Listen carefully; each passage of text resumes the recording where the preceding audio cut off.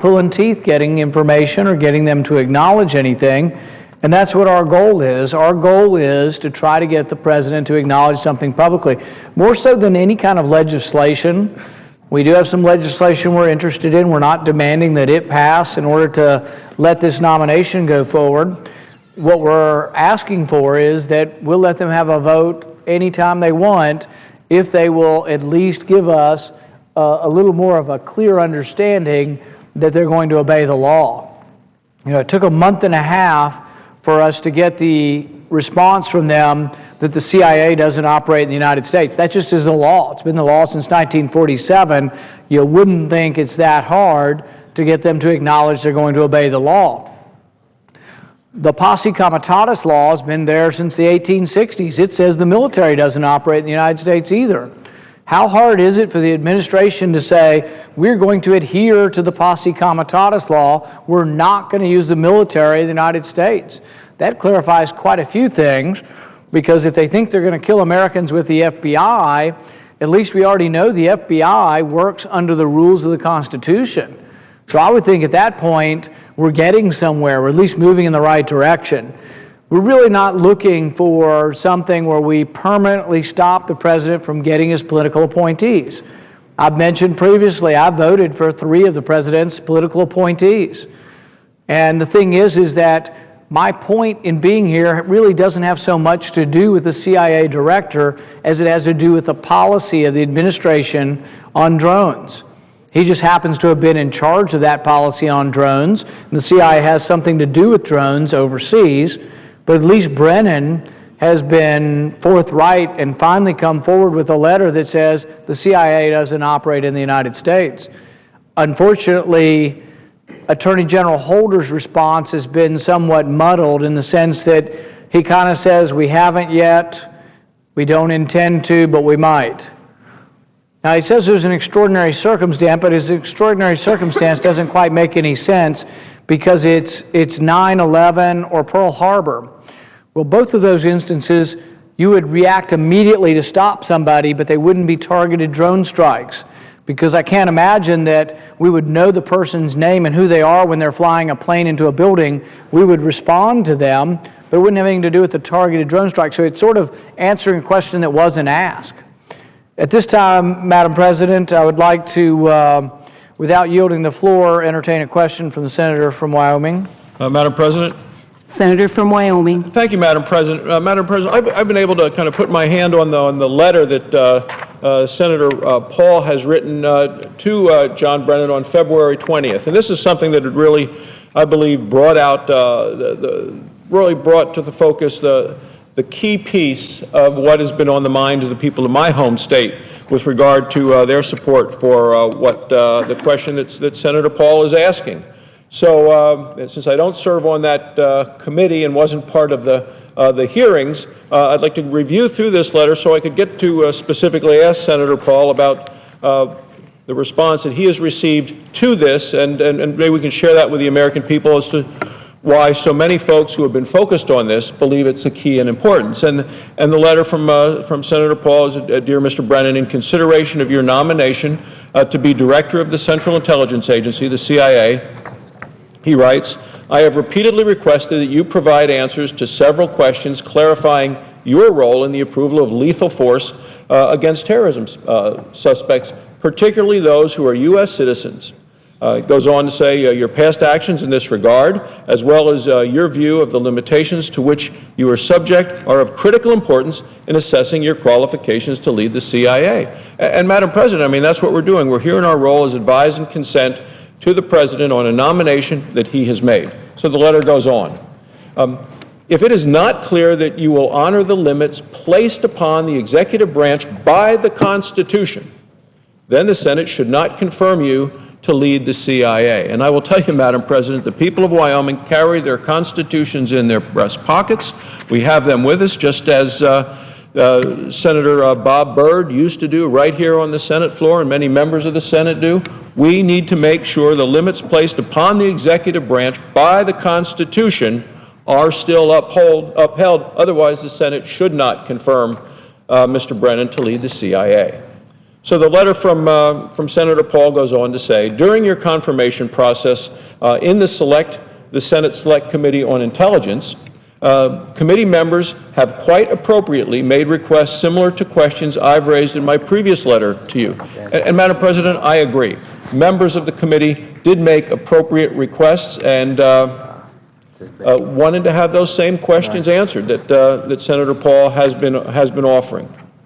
And they are that you expound on your views, Mr. Brennan, on the limits of executive power in using lethal force against United States citizens. This is against United States citizens, especially when operating on U.S. soil. And that, Madam President, is the fundamental of the questions that I have been asked during telephone town hall meetings, as well as I've traveled the state of Wyoming. It comes down to the use of lethal force against U.S. citizens, especially when operating on U.S. soil. So the letter from Senator Paul goes on and said, in fact, the chairman of the Senate Select Committee on Intelligence, Senator Feinstein, specifically asked you in post-hearing questions for the record, Madam President, for the record, whether the administration could carry out drone strikes inside the United States. We are now getting to the crux of the matter, drone strikes inside the United States. Senator Paul goes on, in your response, you emphasize that the administration, quote, has not carried out, close quote, has not carried out such strikes and, quote, has no intention of doing so. So has not done it, doesn't intend to do it, but it doesn't answer the question that Senator Paul and the people of his home state and the people of my home state and the people all across this country are asking. Senator Paul goes on in his letter to Mr. Brennan, I do not find this response sufficient. The question, he says, that I and many others have asked, and they are asking it, and as people are following what the senator from Kentucky is doing here, more and more people are asking and focusing on this specific question. That the question that I and many others have asked is not whether the administration has or intends to carry out drone strikes inside the United States, but whether it believes it has the authority to do so. Whether it has the authority to do so. Not whether it has carried them out, not whether it intends to, but does it have the authority to do so? This is an important distinction that should not, and I would go add, and cannot be ignored. Well, the letter goes on, just last week, President Obama also avoided this question. So the president has avoided the question when posed to him directly. Instead of addressing the question of whether the administration could kill a U.S. citizen on American soil, the president used a similar line that, quote, there has never been a drone used on an American citizen on American soil. Well, we believe that. We know that to be the case. We know that that's the president's belief. We know that's the testimony of the nominee to be the CIA director, but it evades the question. And actually, that's what Senator Paul says in his letter. The evasive replies from the administration to this valid question have only confused the issue further without getting us any closer to the actual answer. So, not whether they have intent, whether they've done it before, but do they have the authority to do so? This is the distinction which Senator Paul is trying to get at, as are many Americans all around the country who are tuning into this important debate. Senator Paul goes on to say, for that reason, in his letter to John Brennan, for that reason, he said, I once again request you answer the following question. The question is, do you believe that the president has the power to authorize lethal force, such as a drone strike, against a U.S. citizen on U.S. soil and without trial? Let me repeat. Request you answer the following question. Do you believe that the president has the power to authorize lethal force, such as a drone strike, against a U.S. citizen on U.S. soil and without trial? Senator Paul goes on to say, I believe the only acceptable answer to this is no. And that's what the American people believe as well. So Senator Paul concludes, until you directly and clearly answer, I plan to use every procedural option at my disposal to delay your confirmation and bring added scrutiny to this issue and the administration's policies of the use of lethal force. The American people, he says, are rightly concerned, and they deserve a frank and open discussion of these policies. So I come to the Senate floor tonight in support of my colleague and agree with what he is writing to John Brennan, because the fundamental question is, do you believe that the President has the power to authorize lethal force, such as a drone strike, against a U.S. citizen on U.S. soil and without trial? Senator Paul goes on, I believe the only acceptable answer to this is no. So I would ask Senator Paul if he could perhaps add a little light. This letter was sent to Mr. Brennan on February 20th. It's now March 6th. I know there's been some give and take and back and forth, but the fundamental question is one that was on the minds of the people of my home state of Wyoming as I traveled the state in the last weeks.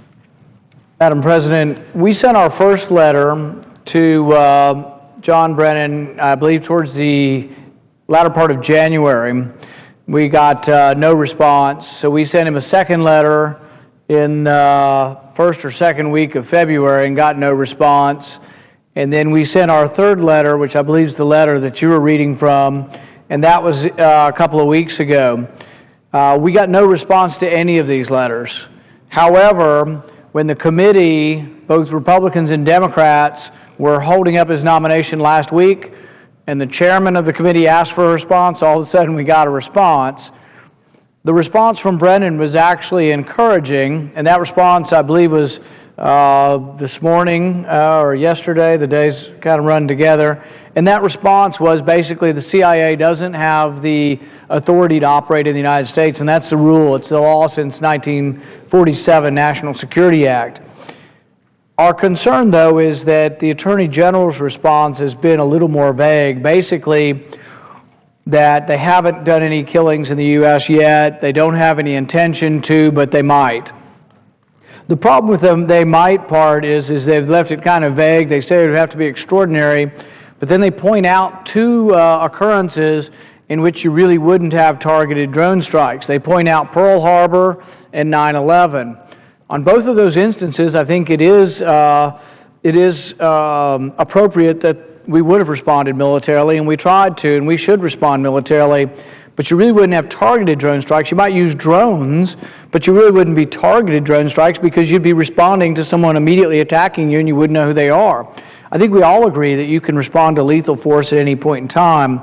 Our concern has been that the drone program around the world often targets people who are not involved in combat, and it's just hard for me to imagine that we would have people who, I don't know if they're conspiring or what they're doing, but if they're talking to another individual in a cafe or a restaurant, that we wouldn't arrest them.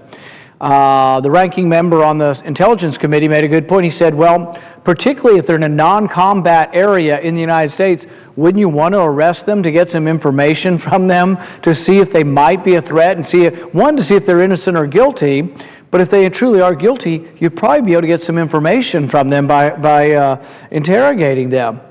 Now, you ask the question about what are the limitations. That's ultimately what we're asking Brennan, Eric Holder, the Attorney General, and the President.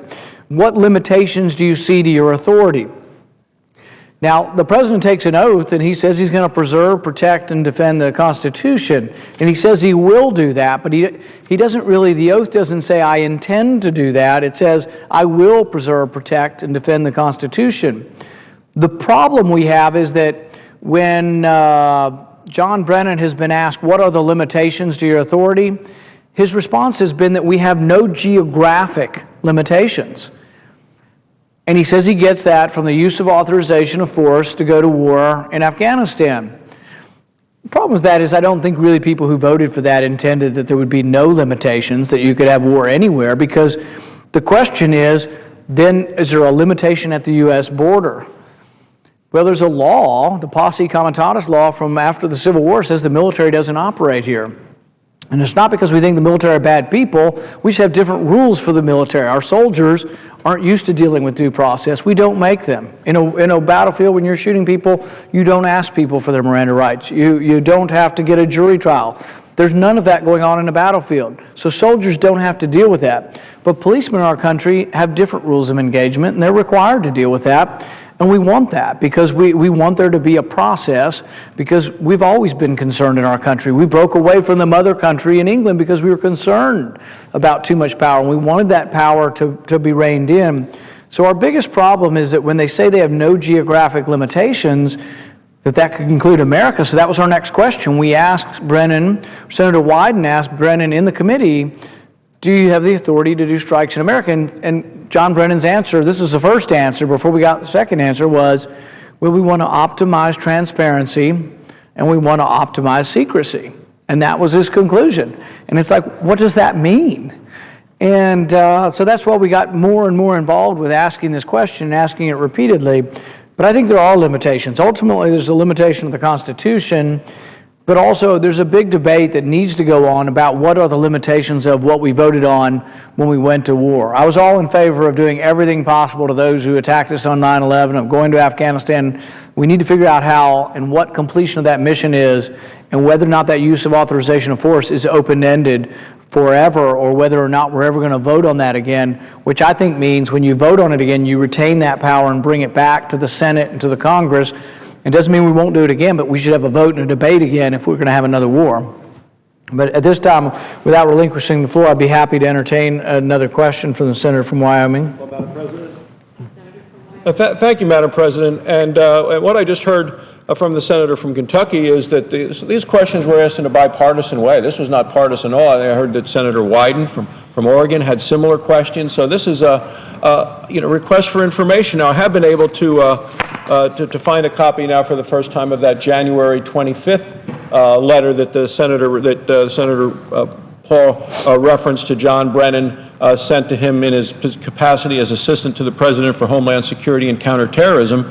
And I just wanted to go through some of that and perhaps ask Senator Paul some specific questions related to it, because it's my understanding that he has not gotten the kind of response to that. I think the senator had mentioned 3 specific letters: first the January 25th letter, then the letter of February 14th, and then the letter of February 20th, which asks really the ultimate question of, do you believe that the president has the power to authorize lethal force, such as a drone strike, against a U.S. citizen on U.S. soil and without trial?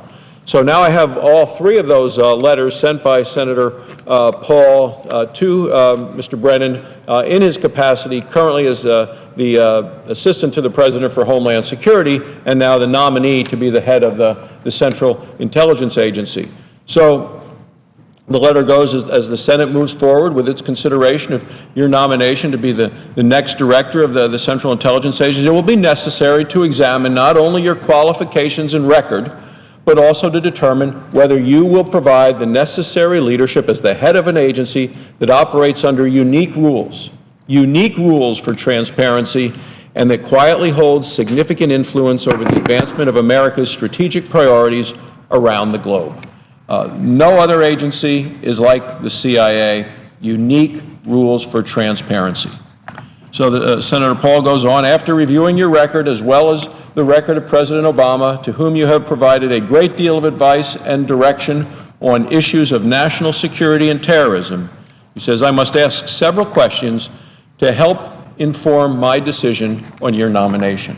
And that's what a responsible senator does, a senator who's taking quite seriously his role in providing advice and consent to the president on a nominee, a key nominee of a specific agency that operates under unique rules for transparency.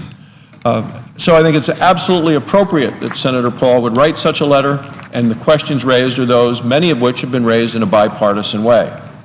So question number 1, do you agree with the argument put forth on numerous occasions by the executive branch that it is legal to order the killing of American citizens and that it is not compelled to explain its reasoning in reaching that conclusion? Do you believe this is a good precedent for the government to set? What better, clear question to ask than that? He goes on, Congress has been denied access to legal opinions and interpretations authorizing placement of U.S. citizens believed to be engaged in terrorism on targeting lists, thus denying Congress the ability to perform important oversight. Oversight's a key role of this body. Oversight is a key, critical role of this branch of government, of Congress. Senator Paul goes on, we will provide access to those opinions as well as, will you provide access to those opinions as well as future opinions? Very reasonable request. Senator says, would it not be appropriate to require a judge or a court to review every case before the individual in question is added to a targeting list? Legitimate question. Please describe the due process requirements in place for those individuals being considered for addition to a targeting list. Would you agree that it is paradoxical that the federal government would need to go before a judge to authorize a wiretap of a U.S. citizen overseas, but possibly not to order a lethal drone strike against the same individual? Now, I want to go back to this question when I'm visiting with Senator Paul, but this is the kind of thing I get asked in Wyoming, and I'm sure you're hearing the same, Senator Paul's hearing the same thing in Kentucky. Would you agree that it is paradoxical that the federal government would need to go before a judge, the federal government would need to go before a judge to authorize a wiretap on a U.S. citizen overseas, but possibly not to order a lethal drone strike against the same individual? So what you'd have to do if you wanted to perform a wiretap would be more than you would have to do if you wanted to do a drone strike. I think that's a very legitimate question, Madam President, because if not, Senator Paul goes on to ask, please explain why you believe something similar to the FISA standard should not be applied in regards to lethal action against U.S. citizens. Is it still your intent, he goes on to ask, to codify and normalize the so-called disposition matrix, a targeting list that you helped establish? This would be Homeland Security and Counterterrorism Assistant Brennan, that you helped to establish to direct counterterrorism operations in future administrations, as well as the targeted killing procedures you have outlined in your playbook, his playbook? So, and then Senator Paul goes on and asks, aside from the president, he said, how many people have access to the full disposition matrix? Of those, how many participate in the process to add individuals to the targeting list? And how many have the authority to veto an individual's inclusion? Madam President, this is a very thoughtful letter from Senator Paul to Mr. Brennan, dated January 25th, 2013. And I just want to continue to share with the American people the questions that have been asked here by Senator Paul, because I think they're so telling and so appropriate. How many times have you specifically objected to an individual's inclusion on a targeting list? How many times have you recommended to the President against including an individual on the targeting list? These are questions that people want to know the answers to. How often are the criteria used for determining whether an individual should be included on a targeting list amended? Not simply reviewed, Madam President. He's not asking about a review, he's asking about an amendment. How many government officials and which agencies participate in establishing these criteria? Does the National Counterterrorism Center have final say over all criteria? Madam President, anybody who watches this issue closely has asked these questions, wants to know answers. Of those individuals who have been but are no longer included, so those individuals who have been but are no longer included in the disposition matrix or other targeting list, how many have already been killed? How many have been removed from the list by other means? How many individuals remain in the disposition matrix or other targeting list? Today, and how does the number compare to the number in prior years? Is the number growing? Is the number shrinking? Is the number static? What is happening to those numbers?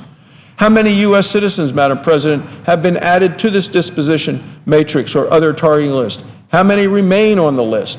How many U.S. citizens have been intentionally killed by U.S. drone strikes since 2008? How many have been unintentionally killed by U.S. drone strikes during that same period of time? In how many countries has the U.S. executed a drone strike against a presumed terrorist? In each of the countries where the U.S. has executed a drone strike in the past 4 years, please provide a year-to-year estimate of those who self-identify or otherwise associate with al-Qaeda within that country. And Madam President, I come to read this as somebody who's just come to see the capacity of the drones. I see the junior senator from Texas has been on the floor as well. He and I traveled together to Afghanistan. We have been able to see directly video from drone strikes. We know the capacity. We know their ability to target precisely. And these are questions that in previous wars were not asked because the technology was not there. But now these are questions that are asked, that are being asked, and which is why I'm so grateful for the leadership of Senator Paul in asking these questions. The letter goes on. You have indicated that no credible evidence exists to support recent claims of civilian casualties resulting from U.S. drone strikes. Again, this is the letter from Senator Paul to John Brennan. Yes, please indicate how you define credible evidence and what process is in place to evaluate the legitimacy of alleged civilian casualties. He asks which countries have publicly stated their support for U.S. drone strikes within their territory. Have any publicly indicated support for U.S. drone strikes in the long term? In this letter, how relevant is the opinion of the public in the countries where U.S. drone strikes are ongoing? In those countries, he goes on, how would you characterize public opinion toward U.S. drone strikes? In light of civilian casualties caused by the extensive use of drone strikes under your guidance, Senator Paul asks, do you continue to stand by your remark that, quote, sometimes you have to take life to save lives? Do you condone the CIA's practice of counting certain civilians killed by U.S. drone strikes as militants simply because they were of military age and within close proximity of a target? Do you believe such accounting provides an accurate picture of our drone program? These are key questions to be asked for a nominee to the Central Intelligence Agency and deserve answers before anyone makes a vote yes or no. What changes to the CIA review process will you put in place, or have you attempted to put in place in your previous role to prevent further unintentional killing of U.S. citizens? What role do you play in approving the drone strike? What role did you play in approving the drone strike that led to the death of the underage U.S. citizen, son of Anwar al-Awlaki? Unlike his father, he has not renounced his U.S. citizenship. Was this younger man the intended target of the U.S. drone strike, which took his life? Further, do you reject the subsequent claim, apparently originating from anonymous U.S. government sources? Always a concern when you hear of anonymous U.S. government sources, that the young man had actually been a, quote, a military-age male of 20 years or more of age, something that has later proven false by the release of his birth certificate. Goes on, Senator Paul goes on in the letter, do you believe that the inadvertent killing of civilians and the resulting anger from local populations should cause us to limit rather than expand the drone program? Key question. The CIA has and will reportedly continue to have authorization to carry out lethal drone strikes in Pakistan, autonomously and without approval from the President. Will you seek to reduce or eliminate this practice or keep it in place? Will you hold to the discussed 1 or 2 year phase-out of this authority, or work to expedite the phase-out?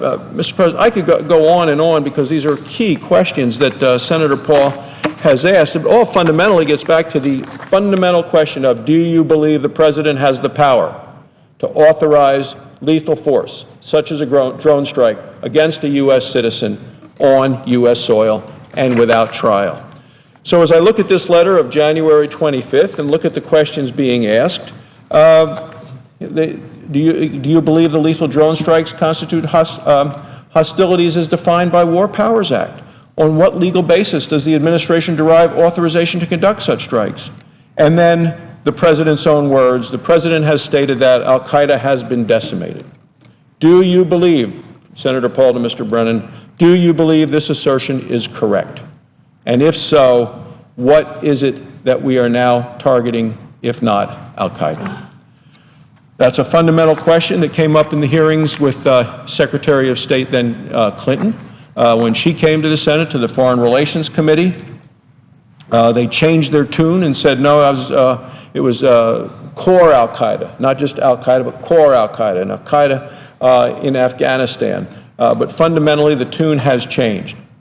Senator Paul goes on, is the U.S. drone strike strategy exclusively focused on targeting al-Qaeda, or is it also conducting counterinsurgency operations against militants seeking to further undermine their government, such as in Yemen?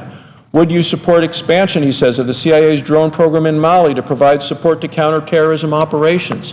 And we all know what happened there and the impact in Benghazi and the concern that those that weren't captured or tried in Benghazi for the atrocities there went then to Mali. So again, a key question. The senator goes on, do you believe a long-term sustained drone strike program can eliminate all threats to the American people or completely eliminate al-Qaeda as you have indicated in your intent? If not, how would we eventually wind down the drone program? At what point do you believe drone strikes will reach the point of diminishing returns? If so, can it be done on the scale the drone program operates on now, or would it have to be expanded? Question. And I was going to specifically ask Senator Paul to discuss this. Do you support the Attorney General's 2012 guidance to the NCTC that it may deliberately collect, store, and continually assess massive amounts of data on all U.S. citizens for potential correlations to terrorism, even if the U.S. citizens targeted have no known ties to terrorism?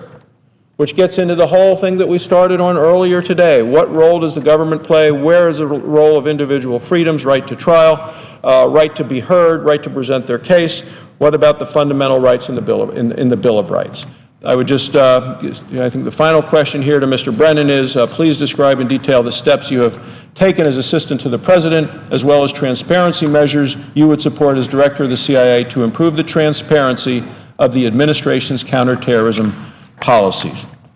Mr. President, I would just say extremely well thought out questions by a very thoughtful senator and questions that the American people would like to have answers to. There is more to the letter, but I would just like to take a second to ask from Senator Paul if he feels that those have been adequately addressed, and if he feels he's gotten closer to the solution to the question of, do you believe the President has the power to authorize lethal force, such as a drone strike, against a U.S. citizen on U.S. soil and without trial?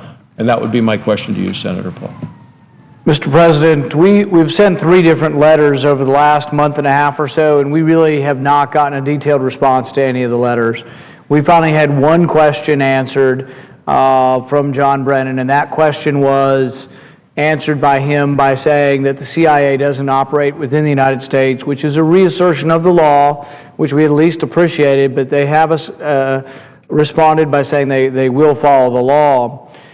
We haven't gotten an adequate answer, I think, yet, although we're getting closer to it, and maybe the senator from Texas can give us a little more insight into this, in the sense that the question now really isn't just Brennan. Brennan has answered that the CIA can't operate in the United States, but there's a question, can the military operate in the United States?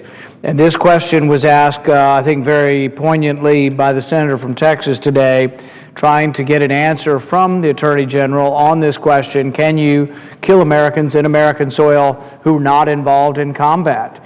And the answer has been evasive because he's brought up basically a red herring, you know, Pearl Harbor or the Twin Towers, which none of us are disputing that the military can respond to a lethal attack with lethal force.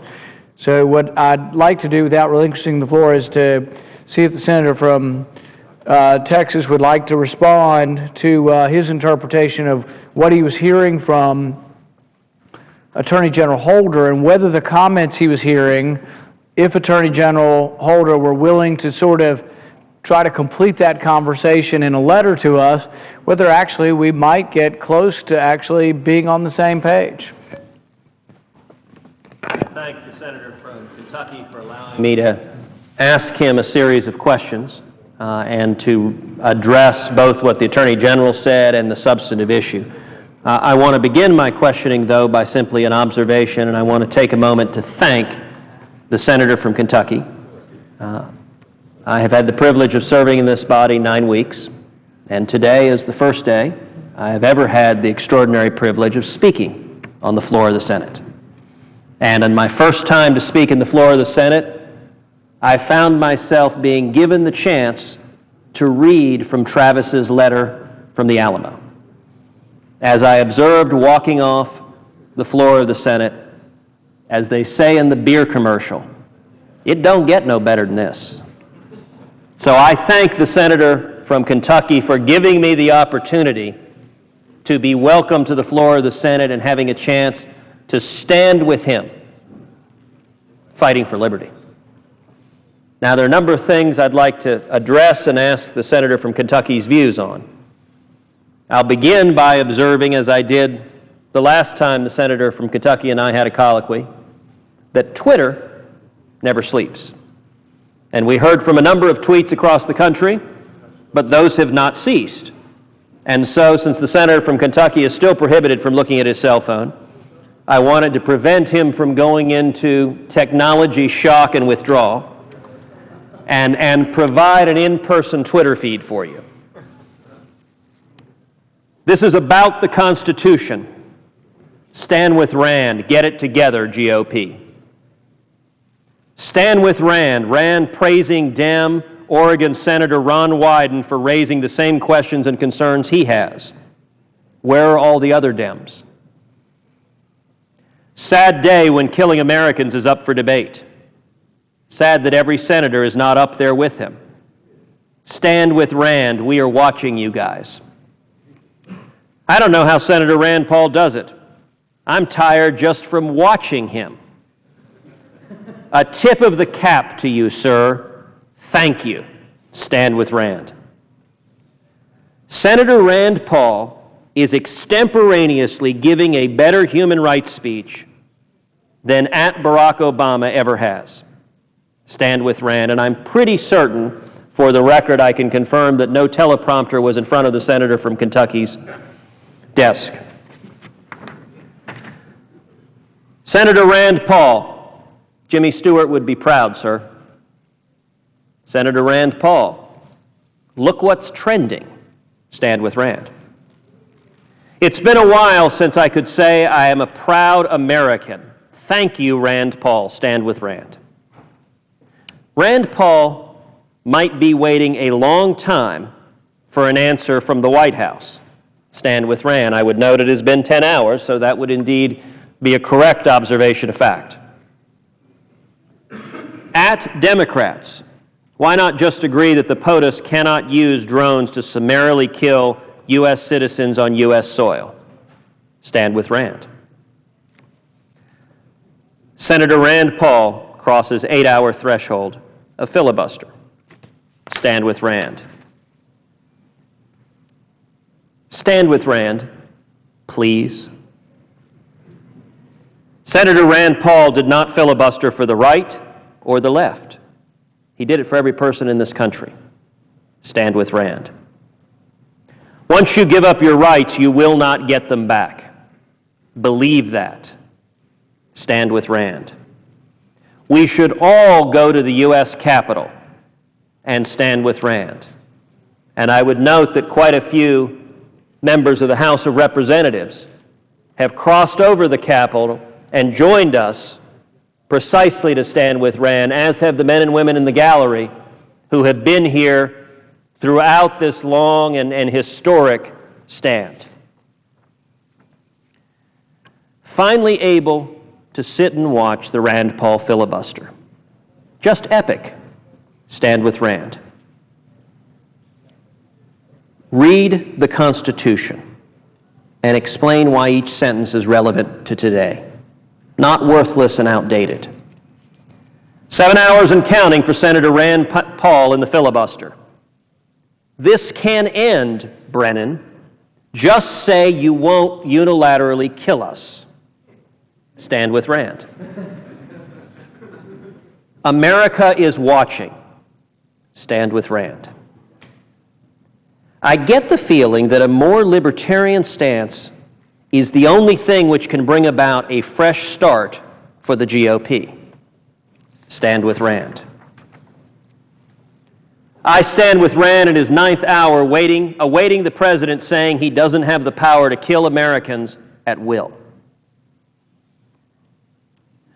Quote, I haven't killed anyone yet, and I have no intention of killing Americans, but I might. End quote, President Barack Obama. Stand with Rand. The federal government was closed today, yet Senator Rand Paul was working overtime. You demand, and that would be D-A-M-A-N is the precise spelling of that.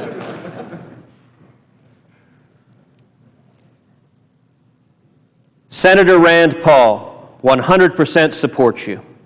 Keep going. Stand with Rand. This isn't a filibuster. This is a line in the sand drawn with a quill pen that penned the Constitution. I think that one's particularly cool.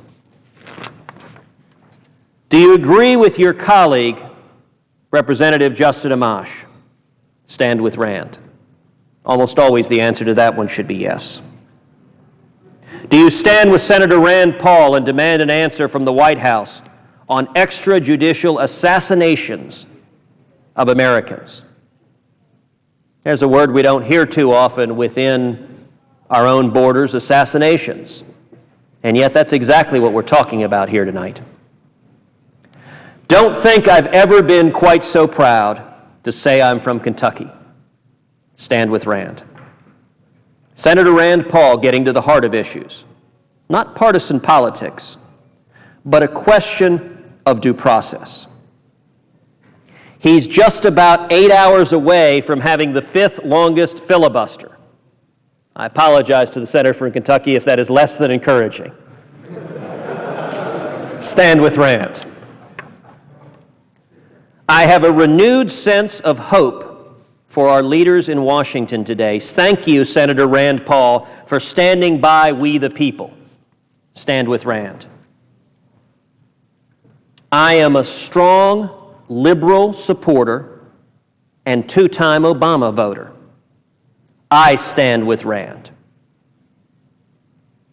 Dr. Rand Paul, excellent, excellent work today. We stand with Rand too. I hope Senator Rand Paul can keep them up all night.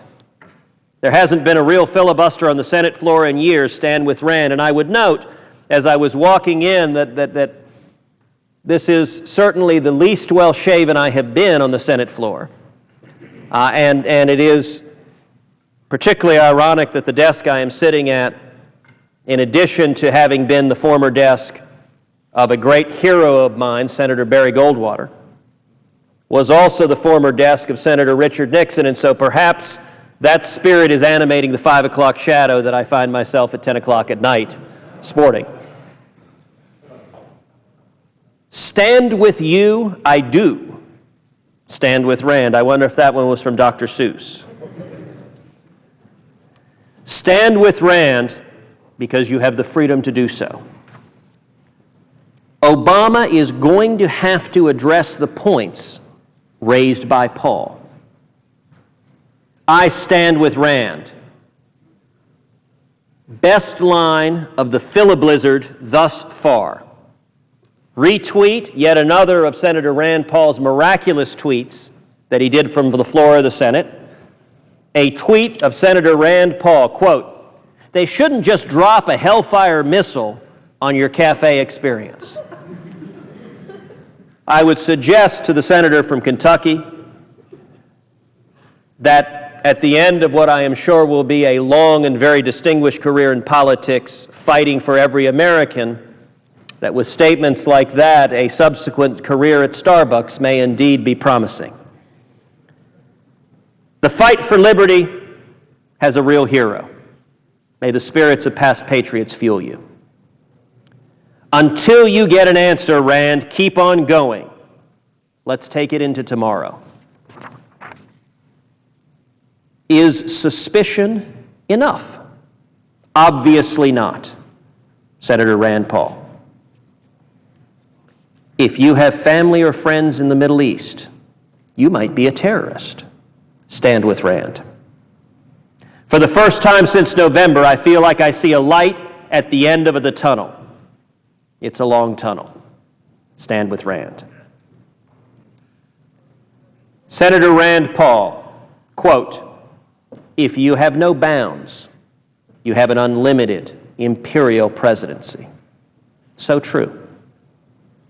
Senator Rand Paul, 8 hours and still going strong. Thank you for standing for the Constitution. God bless you. Stand with Rand. Thank you, Rand Paul, for standing up for our Constitution. We are behind you. Stand with Rand. Go get him, Rand Paul. Great way to end my birthday. Stand with Rand. I hope we do not make it to that individual's next birthday. Best TV I've seen in a while. Stand with Rand. Senator Rand Paul, I'm super proud of my senator today. I've always been proud of him, but today I'm more proud than ever.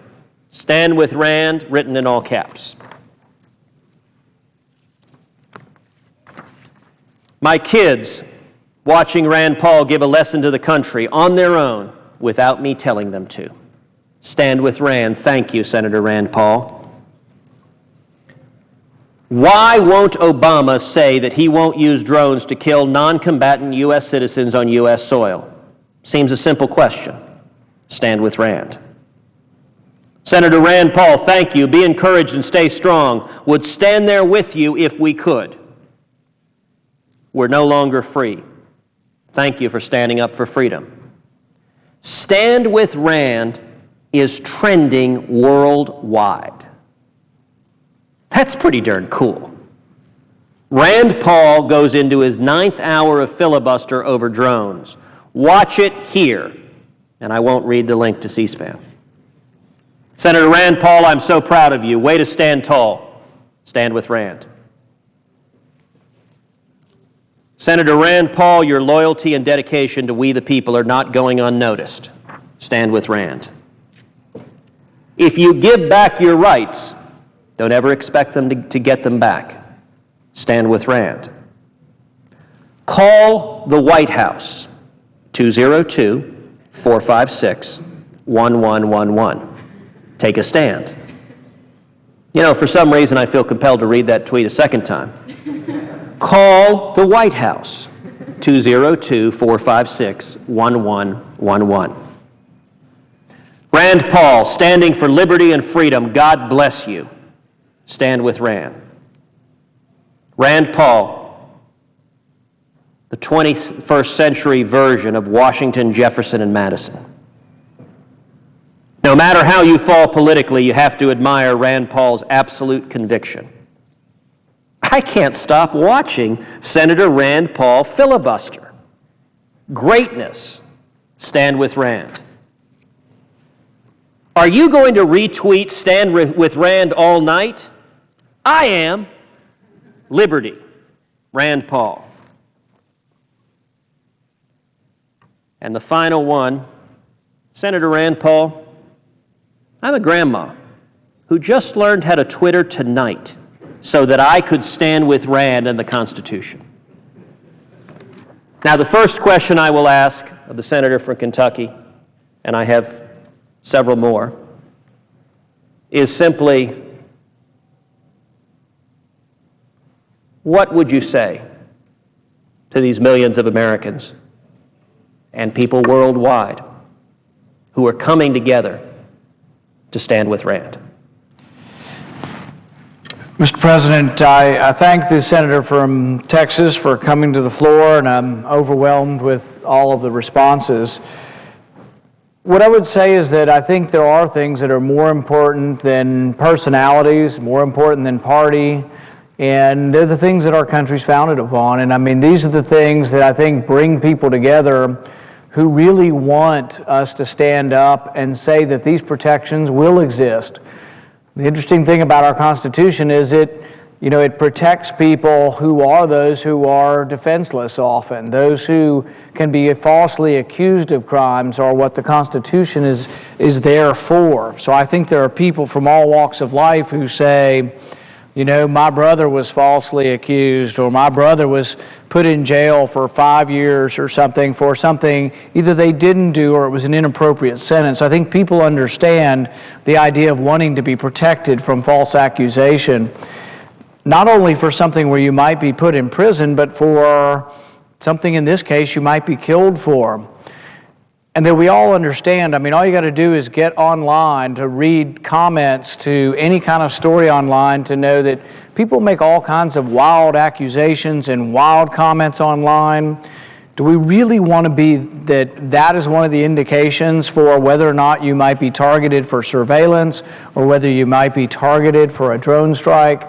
That anything like this could happen really without you having your due process, that the Fifth Amendment somehow would be optional, that the executive branch would decide when they're going to apply the Fifth Amendment.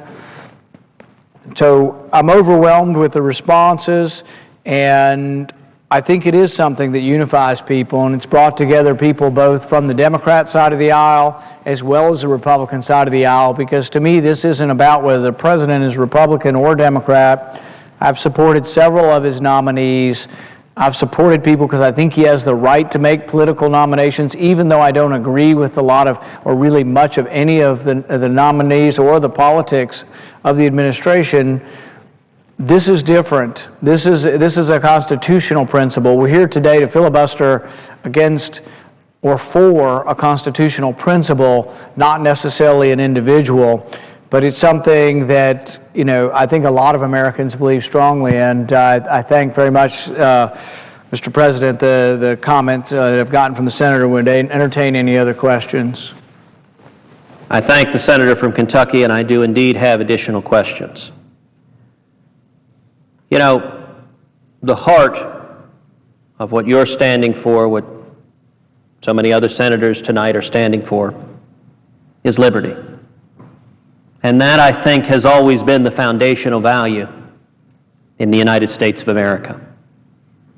Our country was founded by framers who understood that concentrated power is always inimical to liberty. That any time great power is undivided, that the freedom of the people is at jeopardy. As Lord Acton observed, power corrupts, and absolute power corrupts absolutely. It is for that reason that the framers of our Constitution did what the Supreme Court has described as splitting the atom of sovereignty, taking what used to be one discrete, indivisible concept of power and sovereignty and breaking it up between the three branches of the federal government and breaking it up between the federal government and the 50 states and the local governments as well. And the purpose of doing all of that is to prevent what James Madison in Federalist Number 10 described as factions. Today we would call them special interests that might take control of one branch of government. If all power were concentrated in the executive, and one faction, one special interest were to gain influence in that executive, then the liberty of the people would be at peril. And in Federalist 10, Madison explained that factions are never going to go away. Human nature is such that we will divide into factions with different interests, and the genius of the framers was not to imagine human nature was somehow different than it was, but to recognize that it was. As the Federalist Papers explained, if men were angels, no government would be necessary. The great challenge in forming a government is to enable the government to do what it must, and yet at the same time oblige it to govern itself. And for that reason, splitting the atom of sovereignty, separating power, prevents any one branch of government from acquiring unchecked power. It is indeed the responsibility of this body to do what we're doing now. If a president of the United States decrees the power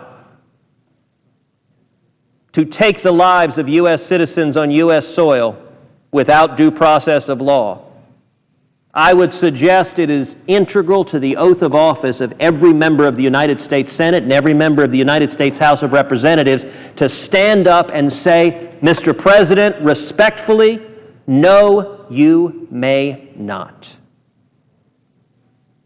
The Constitution gives you no such power, and each of us on entering office, in my case, just a few weeks ago, standing on those steps, the Vice President asked me to raise my hand and take an oath to honor and defend the Constitution. Every member of this body took that oath, and it is our responsibility, especially when one branch of the government is overreaching, is usurping power that the Constitution forbids him and that is threatening to the liberty of the people. It is the responsibility of all of us to stand up and resist that.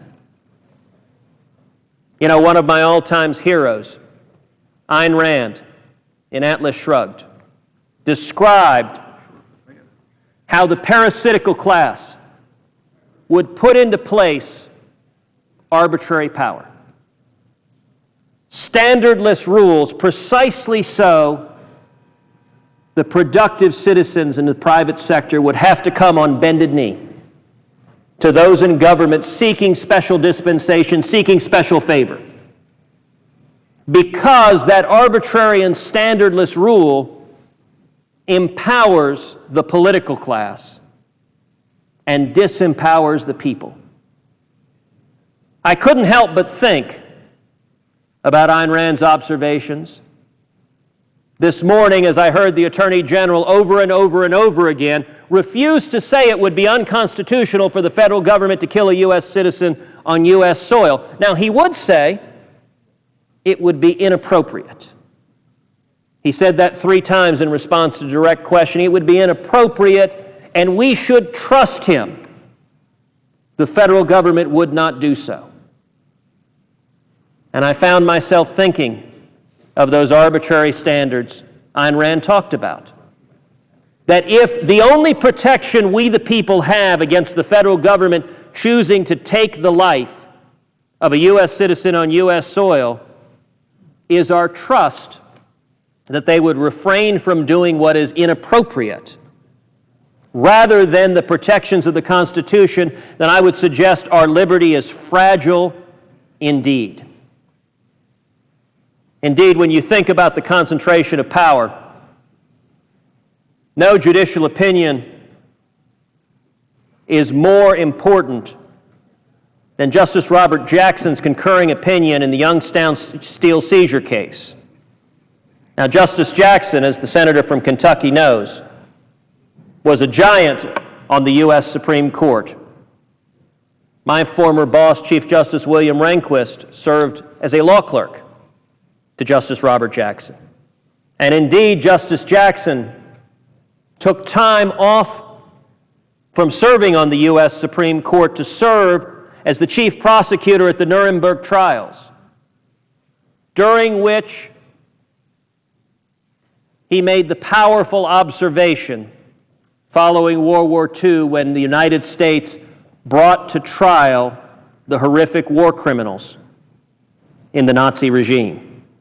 Justice Jackson observed at Nuremberg that 4 great nations, flushed with victory and stung with injury, stay the hand of vengeance and voluntarily submit their captive enemies to the judgment of the law is one of the most significant tributes that power has ever paid to reason.